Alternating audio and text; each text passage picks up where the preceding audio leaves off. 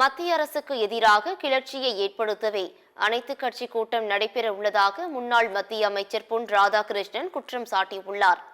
சென்னையில் செய்தியாளர்களை சந்தித்த அவர், அனைத்து கட்சி கூட்டம் என்ற பெயரில் தமிழக மக்கள் மத்தியில் மிகப்பெரிய போராட்டத்தை திணிக்க முயற்சிப்பதாக தெரிவித்துள்ளார். மத்திய அரசாங்கத்திற்கு எதிராக போராடுவதற்கு தயாராகக்கூடிய ஒரு கூட்டமாக அந்த கூட்டத்தை கூட்டுகின்றார்கள். ஒரு கிளர்ச்சிக்கு அவர்கள் அனைவரையும் தயாராக்குகின்றார்கள்.